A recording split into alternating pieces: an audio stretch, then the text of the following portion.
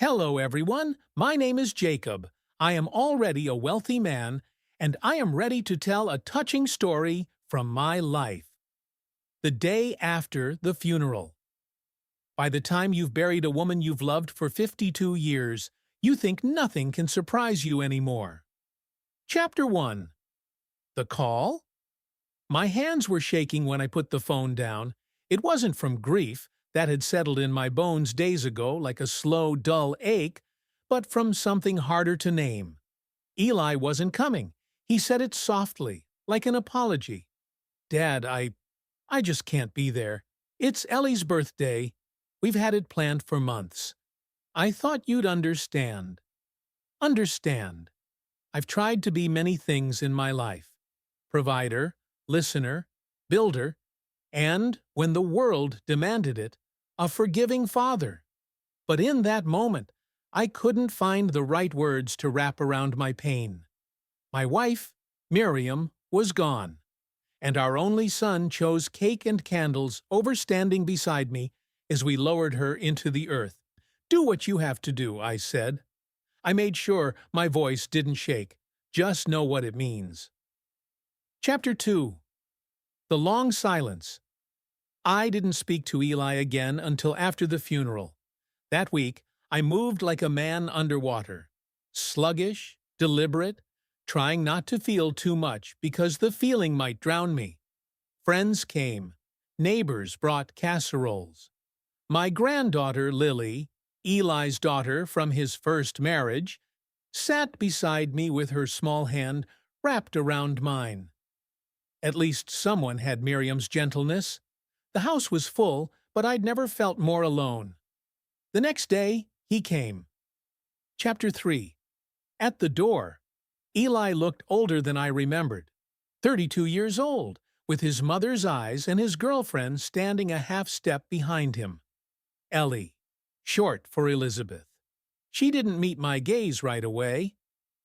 "Dad," he said. His voice was careful, not grief-stricken, just uncertain. "Come in," I said, stepping aside. "Both of you." Ellie offered a tentative smile. I'm very sorry for your loss, Mr. Adler." I nodded. I'd lost more than Miriam. Chapter 4. The living room. We sat across from each other, separated by a gulf of silence. Eli finally broke it. "I know I should have been here. I messed up." I looked at him for a long time. He fidgeted, rubbed his palm on his jeans. "I didn't want to hurt you. I just didn't know what to do." Ellie and her birthday meant a lot. It was a special thing. Ellie touched his arm. I told him he should go. "You didn't think a funeral was more important than a birthday?" I said. "No, I didn't mean that." Her voice wavered. "I didn't know her. I didn't know—" "That doesn't matter," I said, quieter now. "This wasn't about you knowing her. This was about Eli standing beside his mother as we said goodbye." Eli dropped his head. I thought I'd have time to make it up. Chapter 5. What I Carried. After they left, I sat in the kitchen with a cup of black coffee and a blank notepad in front of me. Miriam's handwriting still adorned the corkboard behind the fridge. Grocery lists, a scribbled poem she never finished, a recipe we never made. Eli's absence had hollowed me in a new way. But grief is a strange teacher. It forces you to ask, what do I want to carry? And what do I leave behind? I remembered being his age. Angry.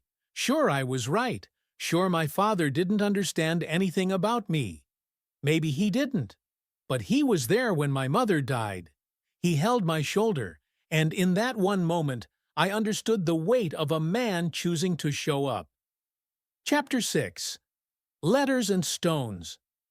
A few days later, I found myself at the cemetery again, brushing leaves off Miriam's headstone. I talked to her out loud, something I never did in life. "He didn't come," I said, "but I don't hate him." I sighed. Not because he deserves forgiveness, but because I need to keep breathing, and hate takes the breath away. Chapter 7. The Visit.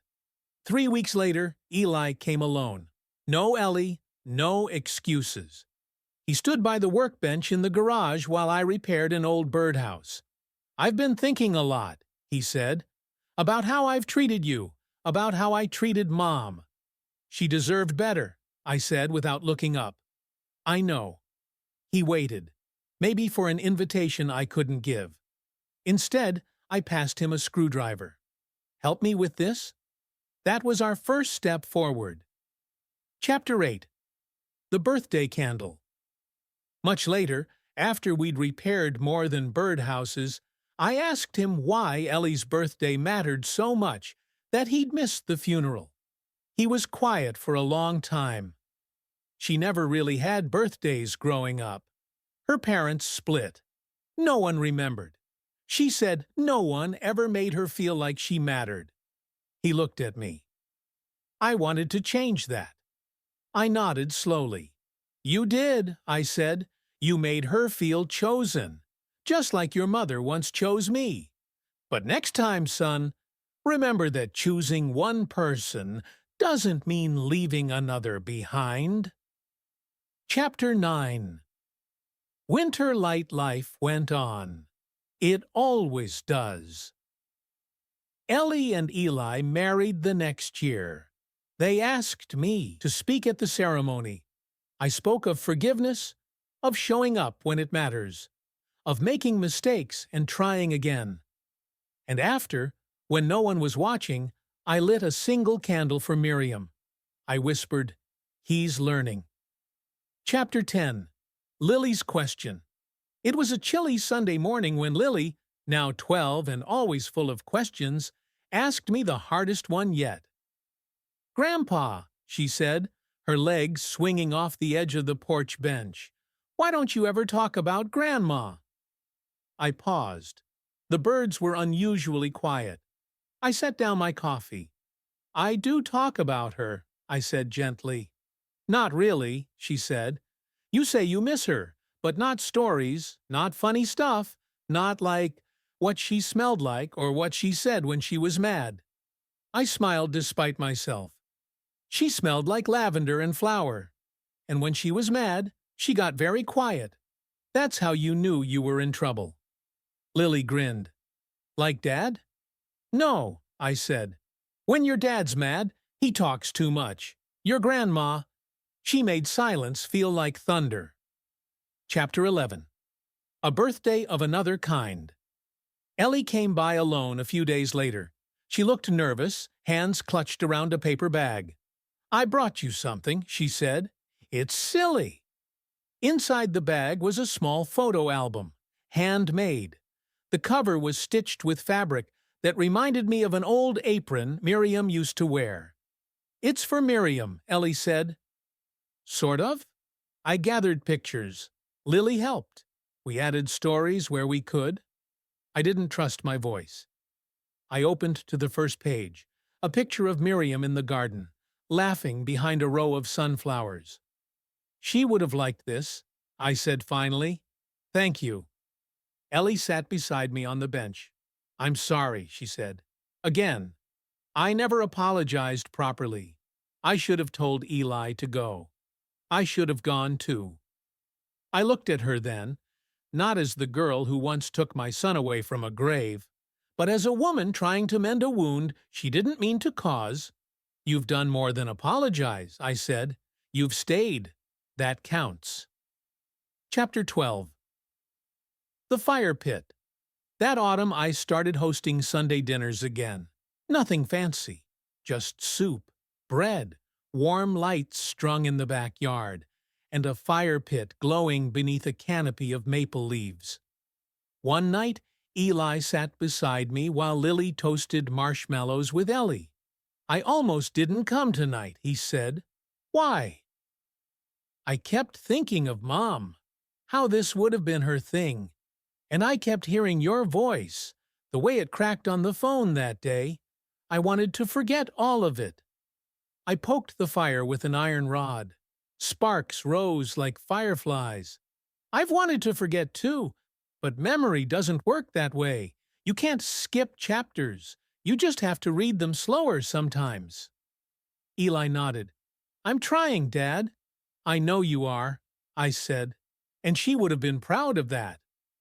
Chapter 13. A New Stone. On the second anniversary of Miriam's death, I took Eli and Lily to the cemetery. Ellie stayed behind.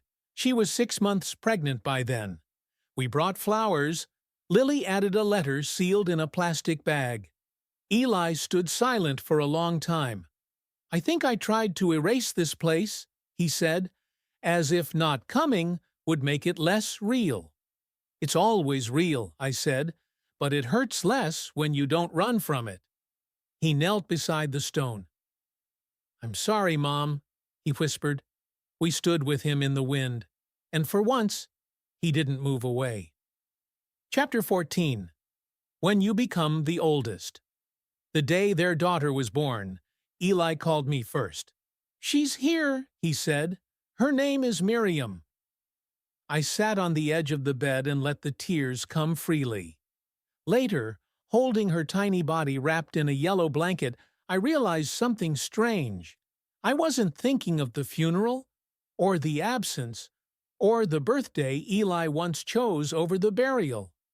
I was thinking of the way Miriam used to press her lips to our baby son's forehead and whisper, "You'll get it all wrong and love me anyway." Chapter 15. Legacy now. At nearly 80, I watched the new Miriam toddle through my kitchen, with jam on her face and her grandmother's laughter in her voice. Eli is better than he was, a little slower to anger, quicker to show up. We still don't talk much about that day, but we don't have to. It lives between us like a scar, healed but sensitive in the cold. Every year on the anniversary of the funeral, I leave a single flower on the grave and whisper, I stayed long enough to see him become someone you would have loved. And that, I think, is enough. Chapter 16. What we keep. After my second mild stroke, the doctor told me I should start letting go of burdens. I nodded politely, but I didn't explain that I already had. Letting go isn't an act. It's a rhythm, a slow, reluctant release. I didn't let go of Miriam all at once. I let go in stages, the way I stopped setting out 2 coffee cups in the morning, the day I folded her favorite shawl and gave it to Ellie, the night I walked past our wedding photo and didn't reach out to touch the frame. But some things I never let go of. I just folded them neatly and packed them in the back of my mind. Chapter 17. Eli's Mistake. Revisited? Eli came to visit one afternoon without the girls. He looked distracted. He asked, "Do you still think about that day?" It took me a moment to realize what he meant. The funeral? He nodded. It haunts me sometimes. I poured him a drink and sat down beside him. You want me to tell you it's okay, I said. Kind of. I looked out at the bare trees. It wasn't okay, Eli.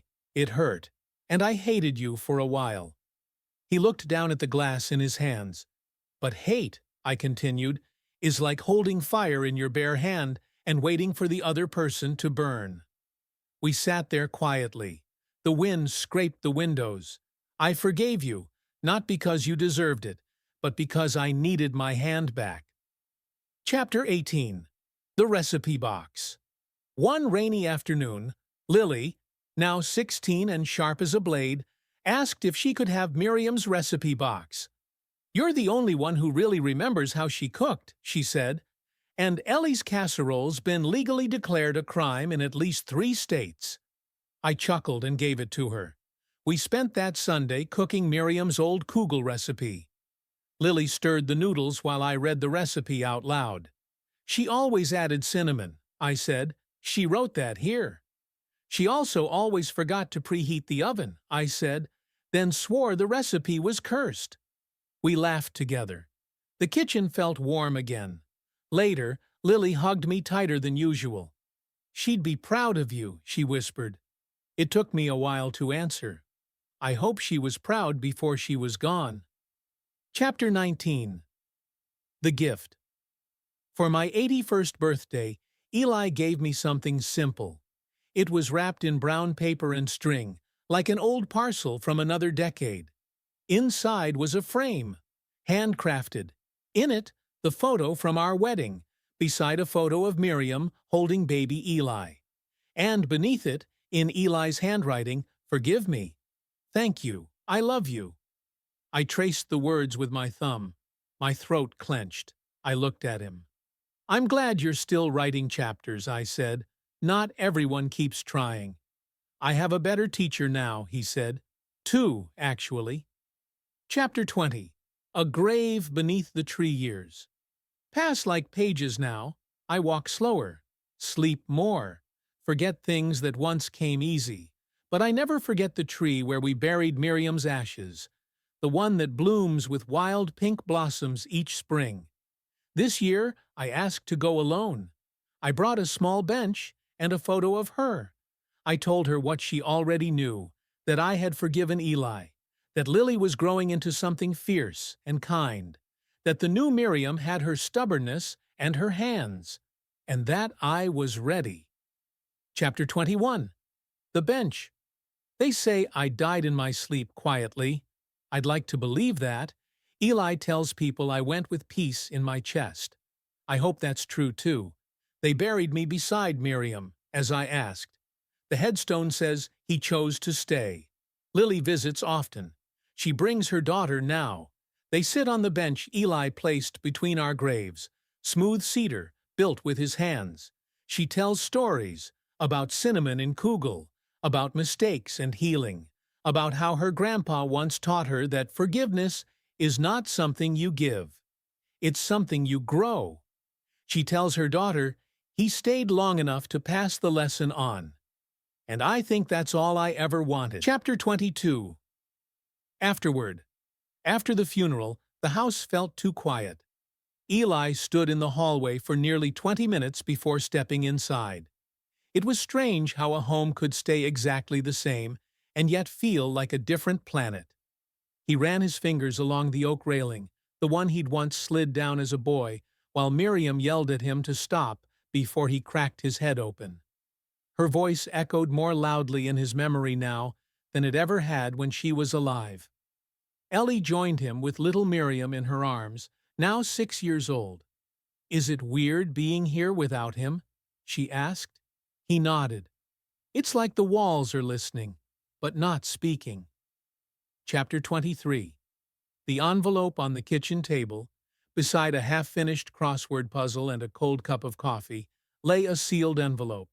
Eli was written on the front in the unmistakable blocky handwriting of his father. He sat down slowly and opened it. "Son, I always planned to say this out loud, but time got ahead of us. Maybe that's the way it should be. Some words are clearer on paper. I want you to know, the hurt I carried, I laid down a long time ago. Your absence at the funeral wasn't the end of us. It was just a bad chapter. We wrote better ones after. You're a good man. Not perfect, but good. And that's more than enough. You showed up. You stayed. That's what mattered to your mother and to me. Raise that little girl the way you wish you'd been raised. And let her see you grieve. Let her see you fail and try again. Let her know that love, like a home, is built over time. One last thing. I was proud of you, even when I didn't say it out loud. Love." Dad tears dripped onto the page, blurring the ink. Chapter 24. The Voice That Returns. Years passed. Life moved on, but never away. Not really. Eli, now gray around the edges, found himself repeating things his father used to say. To little Miriam, "If it's worth doing slowly. You don't have to be right first, just real first. Grudges are the heaviest suitcases. You pack them, you carry them."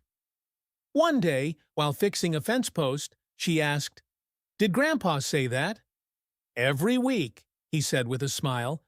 "And usually while swearing under his breath." She giggled. "I wish I remembered him more." You do, Eli said.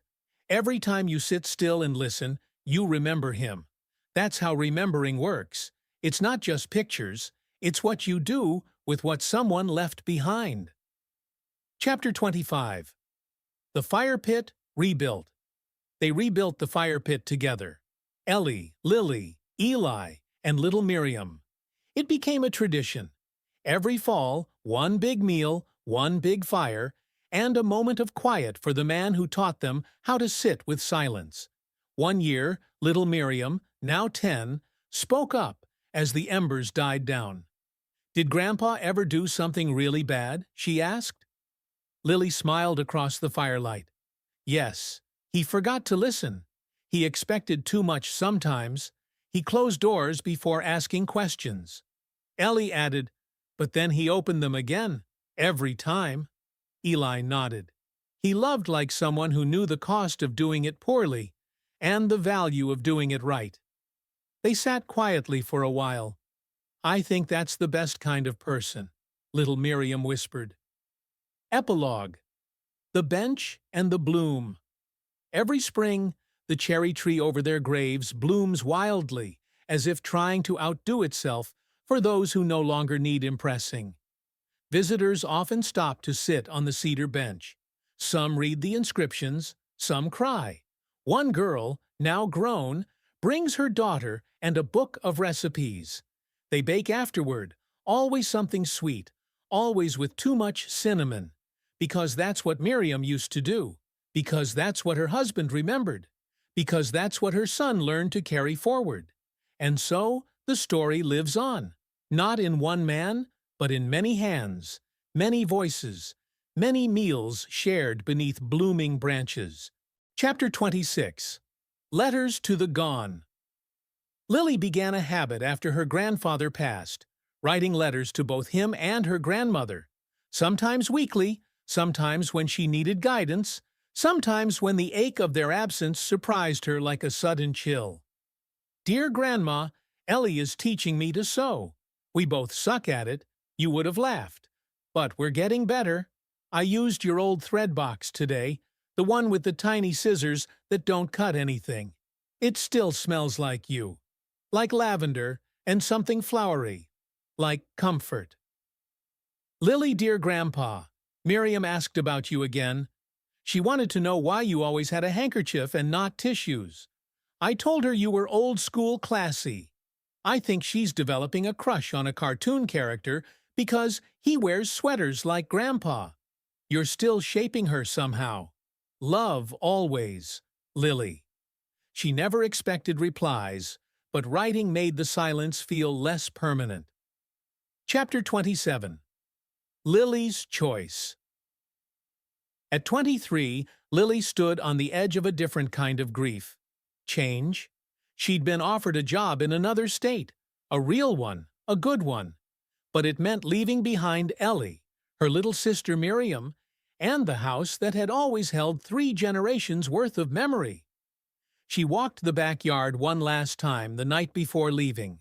The cherry tree was just beginning to bloom. She sat on the bench, laid a hand on the cool stone that bore both names, Miriam and grandfather's name. "I'm going," she whispered, "but I'm taking you with me." In her suitcase, the recipe box, a worn photograph, and a folded copy of the letter her grandfather had written to Eli. Chapter 28. Ellie's Quiet Strength. Ellie aged into her 40s like someone peeling layers off rather than adding them. She kept busy, gardening, tutoring, volunteering, but always made time to sit under the tree on the same day each year. Miriam the younger would bring a sketch pad and draw the leaves. "Do you miss him every day?" the girl once asked. "No," Ellie said truthfully, "but I remember him every day, and that's enough." "What's the difference?" "Missing hurts. Remembering teaches." That was Ellie's strength, not pretending the pain was gone, but knowing how to carry it without spilling it on others. Chapter 29. The Return. 15 years after she'd left, Lily returned for a family reunion. The old house had been refurbished, but the fire pit was still there. So was the bench. And the tree. Now a mother herself, she brought her young son, named Eli, and watched as he picked dandelions near the same fence she once leaned on as a girl.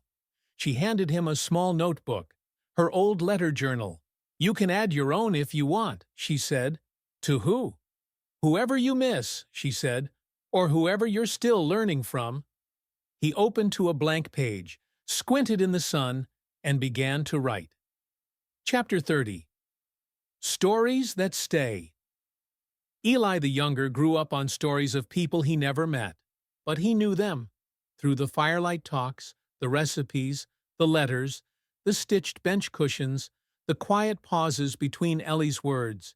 He became a writer, not because anyone told him to, but because he had too many voices inside him not to. His first book opened with a dedication, "To those who stayed, to those who returned, and to those who taught us how to do both." At his launch event, surrounded by family, he was asked what inspired the story. He looked at the crowd, at his mother, his Aunt Lily, his grandmother Ellie, and at the memory of the man who'd once said, "You don't get to skip the hard parts. You just write better ones afterward." Final chapter. Beneath the Blooming Tree. When Ellie passed, they buried her under the cherry tree with the others. The stone had room enough for one more line. Now, visitors to the bench read not 2 names, but 3. And underneath them, they stayed. They forgave. They bloomed. Every spring the petals fall like soft snow, covering the bench, the books left behind, the memory letters tucked into the soil by children who never met the original storytellers. But the stories? They stayed.